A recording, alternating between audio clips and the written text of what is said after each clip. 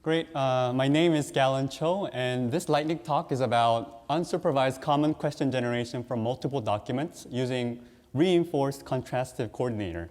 And this is joint work with Mingdi Wang and Microsoft Research in their deep learning group and NLP group. So the motivation is as follows. So planet Jupiter is an example of an ambiguous query in a web search engine, so where search results could span multiple subtopics. In this case, it makes the user search experience difficult and tedious. So what can search engines do to resolve this ambiguity? And one solution is that search engines can instead suggest clarification options in a form of questions. For example, if you look in the diagram, the user initially poses a query, and a search engine in return suggests clarification options in the form of questions like, how many moons does Jupiter have? Or how far away is Jupiter from Earth?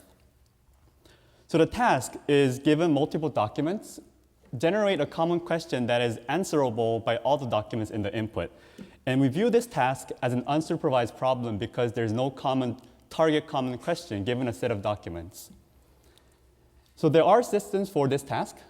On the left, you see common question generation, where the input is a set of similar documents which we label positive. And it goes through what we call the question generator and outputs a generated common question. And hopefully this common question is grounded on the positive documents. But in general, this is a little problematic because the generated questions are more generic, and oftentimes it covers a broader topic rather than specifically about the positive input.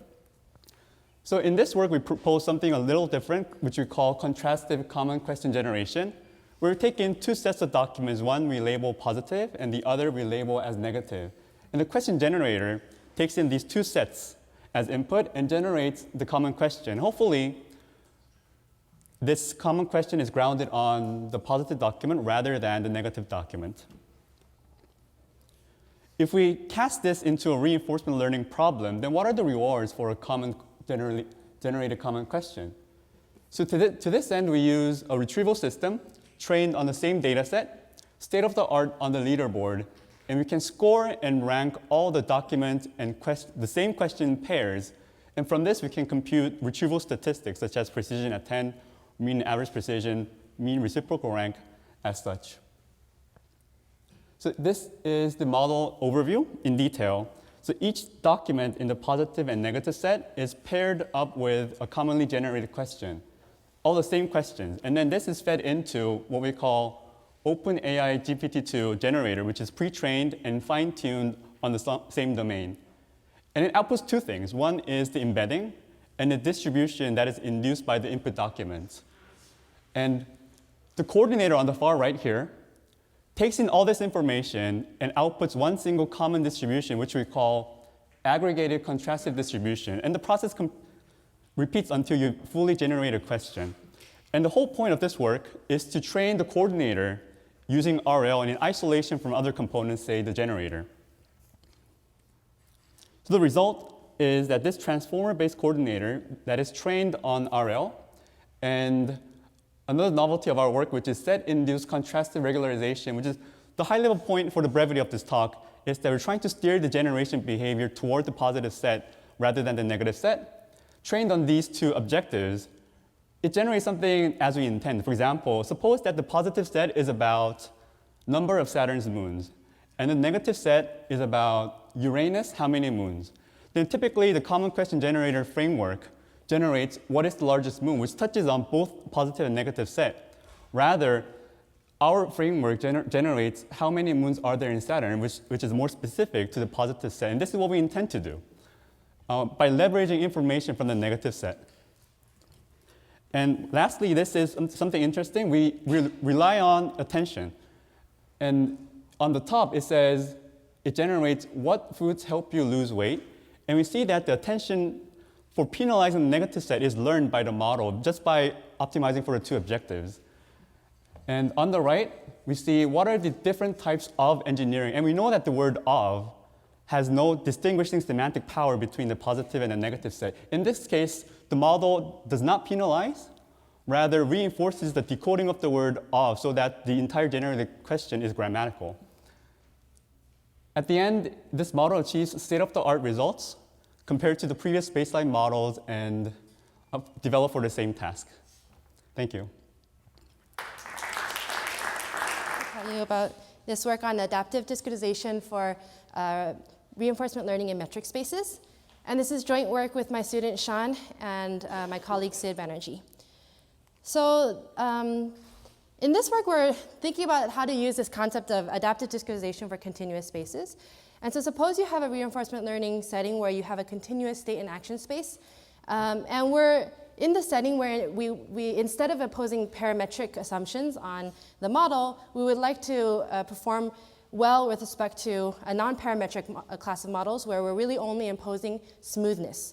And so one common approach of dealing with continuous state and action spaces is to take my continuous state and action spaces, uniformly discretize it using, say, an epsilon net. And so that transforms my continuous MDP to a tabular MDP. And here, this epsilon is chosen as a function of the time horizon to balance between your approximation error due to the discretization and the cost of solving the tabular MDP that you've mapped it down to. Now, the question of this work is to ask, can we preserve the performance of choosing, say, this optimal epsilon t, but reduce the memory requirements? So in particular, a uniform epsilon net discretization can be very costly in terms of how many discrete states that ends up mapping to. And so in particular, the approach of adaptive discretization is to instead come up with a sequence of tabular MDPs where you first start by mapping your continuous MDP to a very coarsely discretized tabular MDP, where you first have perhaps a very high approximation error, but then the speed of convergence on that smaller MDP is very fast.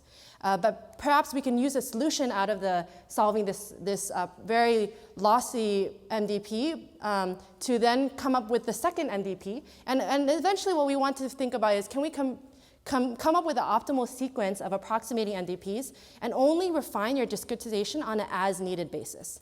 And again, the hope is to preserve the performance of the optimal, choosing this optimal discretization, but as a result, through this sequence, this successive refinement, to reduce the overall memory requirements. And in fact, we actually see in practice, not only does the overall memory requirements reduce, but also the sample complexity can reduce. And so in this paper, we're actually looking at applying this idea to the specific algorithm of UCB Q-learning. So building off of these two papers by Jin and Song and Sun. And so the algorithm maintains a partition of the state and action space, and this partition is refined over time in a data-driven manner. The algorithm maintains UCB estimates of the Q function for all regions of this partition. The selection rule is, again, the UCB selection rule, where it chooses a region that has the largest UCB Q value. And it updates the parameter using the typical the UCB Q-learning update. And I guess the one part that you need to pay attention to a little bit more carefully is how to decide when to further refine your discretization. And in particular, we use a particular rule that is when a particular region of your discretization has been chosen too often, in particular satisfies this particular threshold, then you repartition that region into smaller regions, and the children inherit their estimate and counts from the parent. And in fact, this idea of adaptive discretization is not new, and we actually took the inspiration from literature, from the contextual bandit literature on X-arm bandits and the zooming algorithm. Okay, so I just want to show a quick example that will help visualize. We picked a simple one since it's easy to plot. So consider an ambulance routing setting where your state and action space is the 0-1 interval. So think of your operator needs to station your ambulance at a particular location. A random request is realized from an underlying unknown distribution. Your ambulance pays the cost for traveling to serve the patient, and then so the patient is served, and then the ambulance needs to decide where to position himself for the next round of the arrival. So there'll be another unknown arrival drawn from a distribution, and this distribution can be changing over time. In particular, we're considering an episodic reinforcement learning setting where every step in the episode can have a different distribution, arrival distribution. And so again, you have to serve the patient and again, decide where to reposition. And so this is a setting where your state and action space is both a unit interval. There's a deterministic transitions and stochastic rewards. So what this picture is showing is the discretization that our algorithm comes up with for each of the 5 steps. We have just an episode length of 5. And so what I'm plotting here is the state space between the 0 and 1 interval on the x side, and the y-axis plus the 0, 1 interval for the action space. And the heat map, green denotes high value. What I'm plotting is the Q value, the optimal Q star function. And green is high value, red is low value. And so you can see that the algorithm does, in fact, discretize really finely around regions that are close to optimal and maintains coarse discretization on regions that are very suboptimal. And if you look on the last slide square here, this plots the observed reward. So the green line here is our algorithm, and the red line is that of a uniform epsilon net. And so you can see not only does, you can visually check that the algorithm indeed reduces memory, but also speeds convergence. So it does, in fact, get to the optimal policy faster. So we are able to analyze the regret of this algorithm, and we show that the worst case regret matches the worst case regret of the uniform epsilon net. So it doesn't lose anything compared to a uniform discretization. And then the proof techniques follow from the earlier papers on analyzing UCP-Q learning. OK, that's all I have. Thank you. All right. Hi, I'm Cyril Zhang. I'm a grad student at the university with Elad Hazan and a student researcher at Google AI Princeton. This is joint work with a handful of wonderful collaborators who are, I think, all in this room. I'll leave them at the end of the presentation. I'm just going to jump directly into the setting. We're going to consider some continuous space, kind of time-invariant linear dynamics through a hidden state.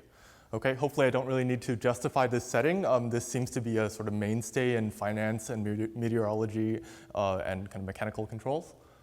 Sorry, it's a little laggy. Right, so this, in general, we can consider this to be some black box of dynamics that transform some input time series to some observations through like maybe a high dimensional hidden state.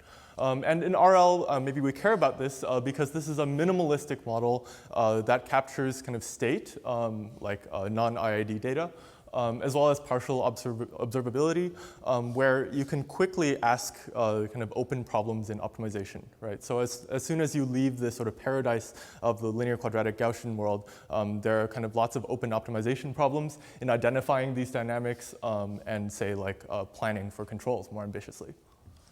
Just a little overview of what I'm going to talk about. I'm going to present a sequence of our works which deals with spectral filtering, where we consider some kind of algorithm design problems in this sort of mezzanine level between model-based and model-free reinforcement learning. In particular, we're going to liberate ourselves a little bit from the model, making some statistical concessions. But if we choose this kind of improper model properly, we'll see that we have some of the robust guarantees from model-based RL. Great. Right, so now let's just jump into the setting we'll consider for now. So this is the online learning setting, which we love in this group. Like sequentially at each iteration, the learner will have access to all the inputs of the system so far and all of the observations up till now. They'll be tasked with predicting the next observation from the system. Then we'll receive the ground truth and hopefully adaptively make some updates so that we'll better predict from the system in the future. And as usual, we'll quantify our performance of the learner by this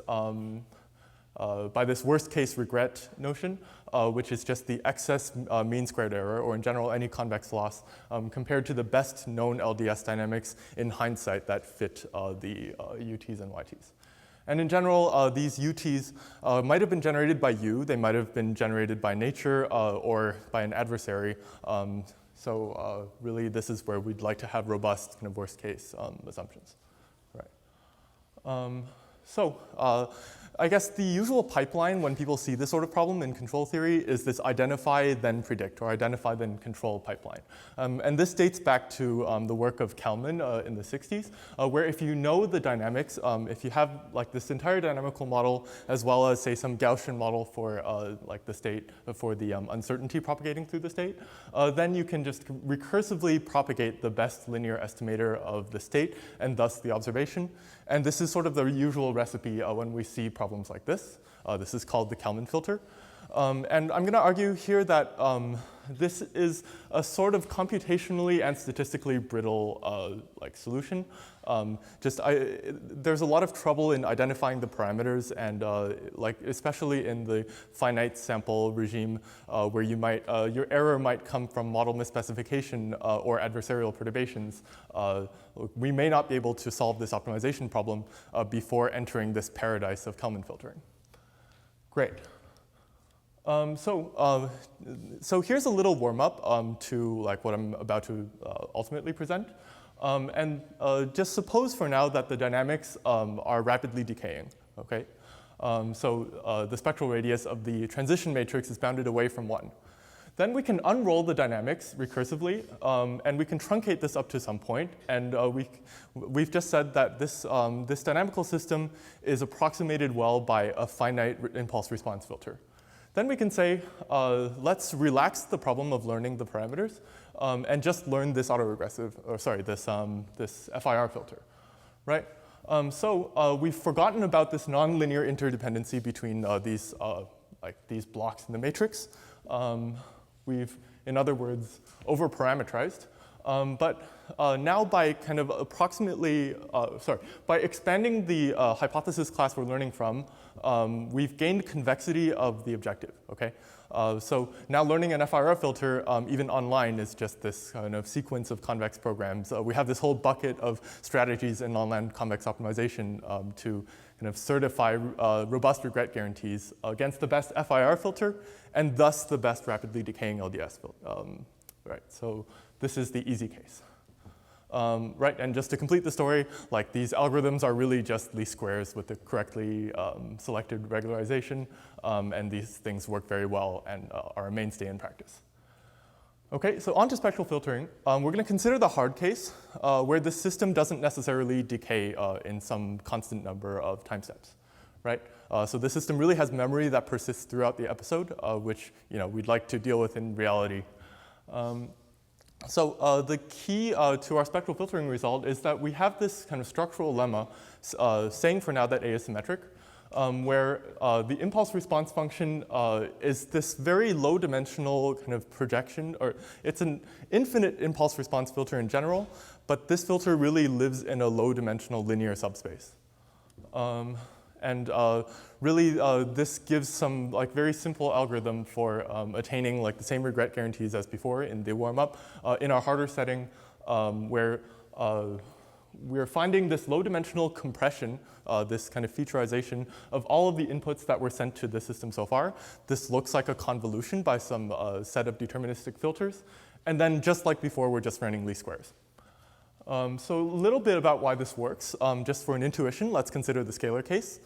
So there's really this unknown scalar that's causing the trouble, which, when unrolled, induces this power series in the past inputs. So if we look at this sort of clothesline of coefficients, this is what mathematicians like to call the moment curve in the time horizon dimension. And our the key fact that we really have here is that that this curve actually lives in the full dimension R big T, but actually lives approximately in a low-dimensional subspace, of RT. And we're going to be able to localize that subspace. So to do this, we use this sort of continuous PCA-like argument. We'll take this kind of raw second moment matrix, and here are the eigenvectors plotted out entry by entry, spanning this kind of top K SVD subspace. This kind of bears connections to approximation theory, and goes all the way back to David Hilbert's thesis. But the upshot here is it's kind of recently showed in a setting that we can use that these sorts of matrices have spectral decay, and thus through a little bit more math, we can find this low-dimensional subspace in which all of these very long impulse infinite impulse response filters live. Great. So now just for a couple of follow-up works to get into actual RL. So first, I guess, when we first published the first paper, people kept complaining at us about how we only solved this for the symmetric transition matrix case. What about the general case? Maybe a year later, we published in Europe's a treatment of the general case, we get an algorithm with slightly degraded guarantees. I'll just give the intuition very quickly, maybe a side note for control theorists. You can view spectral filtering as this kind of way to, well, like plot out the eigenvalues of the transition matrix. We're sort of able to modulo out the magnitude kind of parameter of these and simultaneously learn all phases, all like poles of the transfer function at once lying along array. And so you can think in the general result, we use this kind of phase discretization argument and sparsity argument to be able to handle kind of multiple arrays. And I guess our good friends at Berkeley, including Max, who's in the room, has like published follow-up work since kind of refining this notion in what they call phase rank.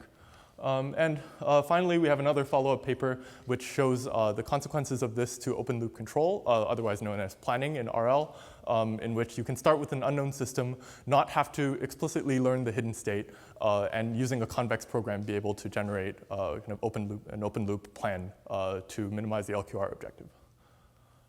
Okay, so that's all I have. I'll leave this up, and thanks to all my collaborators who are in this room. Thanks. Thank you. My name is Laura Balzano. I'm here to talk about some work by my student, Jadu, who's here in the audience, and our colleague at Michigan, Nejmiye Oze.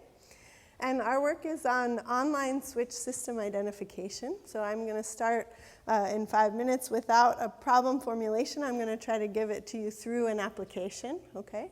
So we're considering the classical control setting where we're learning dynamics similar to as was introduced in the last lightning talk here. And as an example, my colleague Shai Revzin at Michigan, he learns the dynamics of animals and insects in order to then program those into robots and build bio-inspired robots. So in this particular experiment, there's a cockroach running across the platform. And then there's an elastic pole that once the cockroach is partly across, this platform jerks across. And then the cockroach adjusts, and those dynamics are learned, okay? So there's some dynamics as the cockroach is running on a still platform, and then there's a switching point after which it has different dynamics, okay? So that's what switched system identification is trying to observe the output of that system that has some dynamics, then switches to a new dynamics, and trying to learn those dynamics just from the output, okay? Now, we also work on online switch system identification. So, of course, Shai works offline. He takes these videos and learns about the dynamics to put into robotic systems.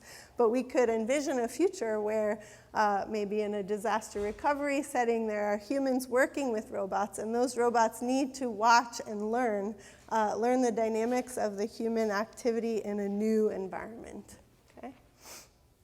Okay, so when I talk about robustness in this context, there's one particular issue in online switch system identification that we're trying to address, okay? And it's represented by this cartoon right here, okay?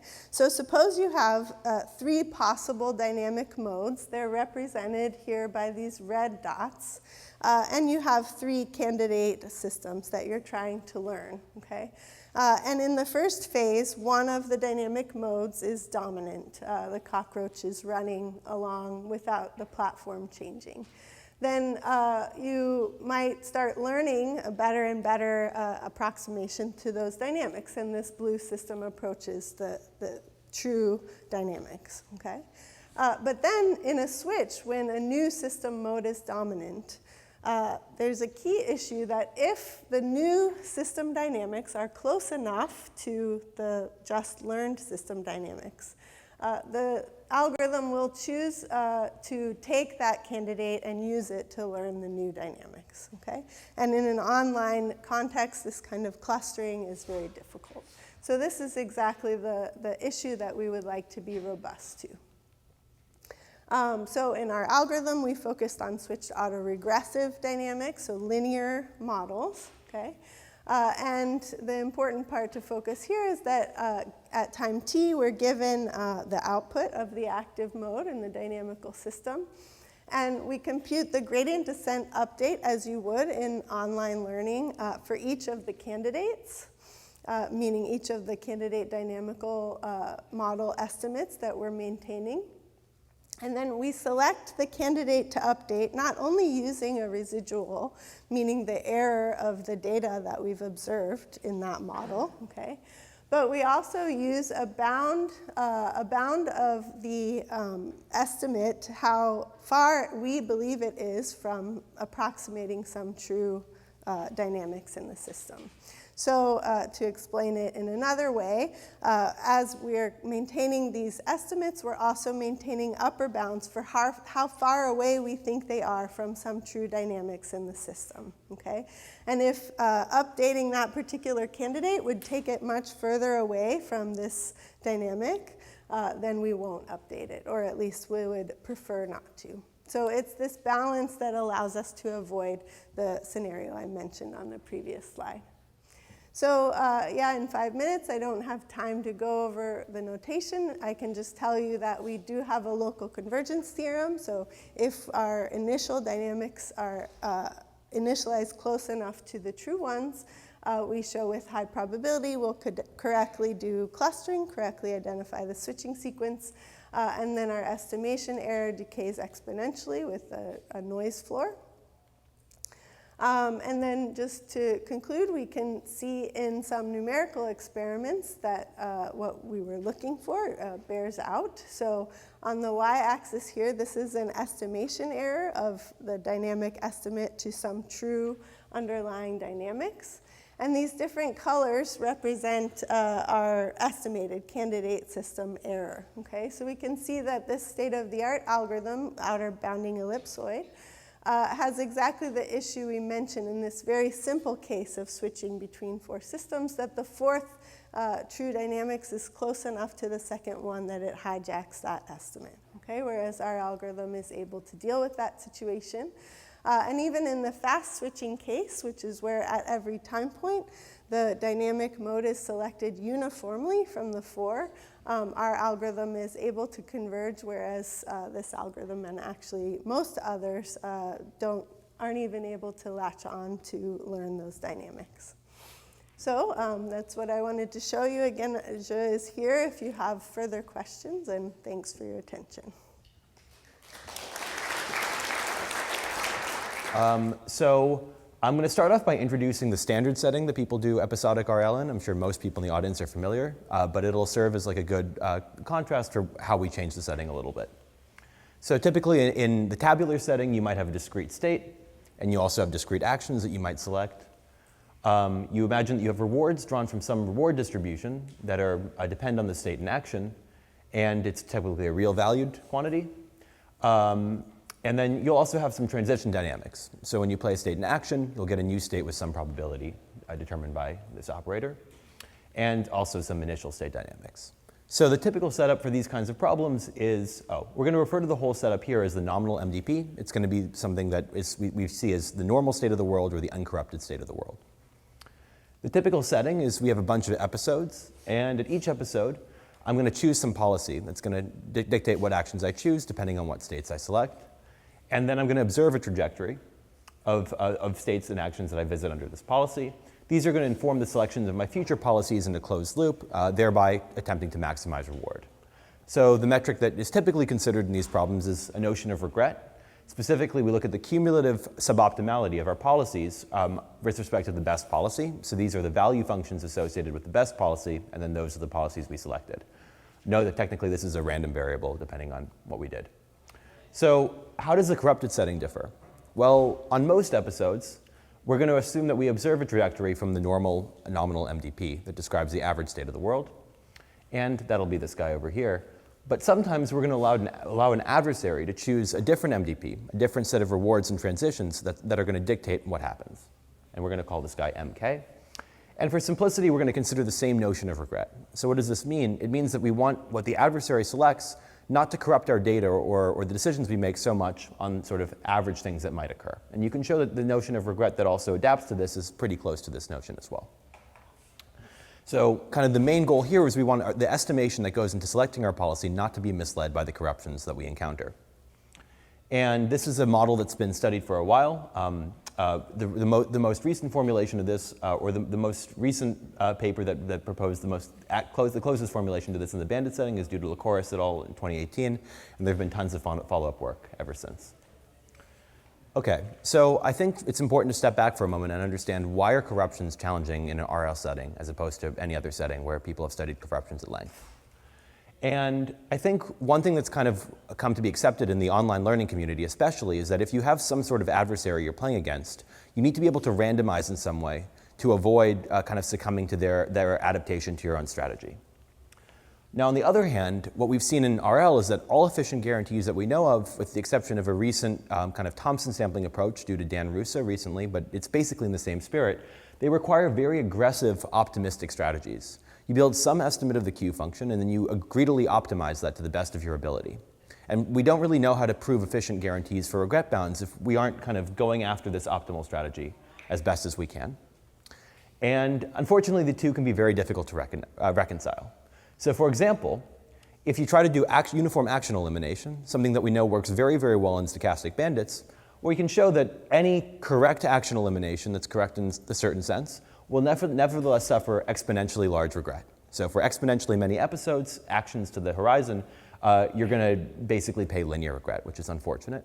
So things that work in bandit world and maybe other corrupted settings that we've seen in supervised learning are not going to work in RL immediately. And we'll come back to how we get around this in a bit, but let's first present our results. So a remark on this, the proof is by the standard combination lock instance that some of the experts in the audience might be familiar with.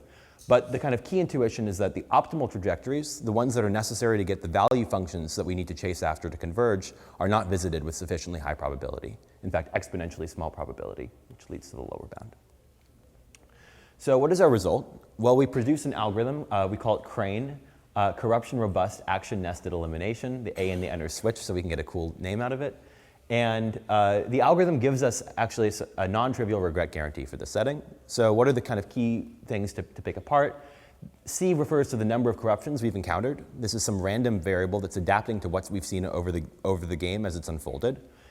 T is sort of the total game length, as K times H. And the remaining factors are things that are standard in the tabular MDP kind of literature. So H refers to the horizon of each episode, S to the number of states, and A to the number of actions. And this is some lower order term typically. So some remarks. If you had order 1 corruptions, then we're optimal in the state and action and time parameters. We have suboptimal dependence on horizon, which some people, but certainly not all, consider to be of slightly lesser importance. We also get non-trivial regret guarantees as long as the corruption is sort of less than square root t. So once we're bigger than square root t, things start to break down. Also, you can get logarithmic regret. So we had some earlier work with a collaborator, Kevin Jameson, at University of Washington, which showed that optimistic algorithms naturally enjoy logarithmic as opposed to square root t regret for tabular settings. And we can extend this to this algorithm as well. It's important to compare to the literature to see what was known before. So previously, there's been a lot of work on adversarial rewards, but for known transitions. For known transitions. So we're the first setting that allows this is the second one. First setting that allows for non-ID rewards where you don't necessarily know the transitions, but they could be stochastic. We're also the first setting that allows, in fact, for adversarial transitions as well. So we didn't really know how to do this. There's some things, approaches that allow more feedback to the algorithm where you basically get to see every counterfactual reward you could have obtained, and then you can get around some of these limitations. But to the best of our knowledge, we're the first paper that addresses non-stochastic transitions and also non-stochastic rewards with unknown but stochastic transitions. So these were the 2 challenges that we mentioned earlier. These are the things we had to get around. Basically, we need to have randomized strategies, but we also need to undertake aggressive optimistic exploration. So the way that we get around it is we have a new kind of algorithmic and analysis paradigm for the tabular setting we call the CAT framework. And basically what it says is the following. If I have an algorithm that gets good upper and lower estimates of the Q functions, It selects actions which are compatible with these estimates, meaning that you select an action that's sort of that's sort of between the ranges that the Q functions would dictate, right? It's not provably a suboptimal action. It's an action whose specifically upper confidence estimate is larger than the largest lower confidence estimate. And finally, it follows optimistic trajectories with just some constant probability that might be very small and might even be algorithm dependent. Then roughly for this class of algorithms, one can show that the regret that this algorithm achieves is at most this constant kappa times the regret that optimism would achieve. And it turns out that this is the necessary ingredient to build a more robust and hierarchical algorithm which we use to achieve robustness in our setting. And we hope that maybe other people in the audience might find this framework useful as well, because I think it really does kind of expand the palette of things that we can try in the tabular setting and maybe other settings to give us more flexibility in algorithm design. So thanks for your time, and hope you guys use this theorem someday.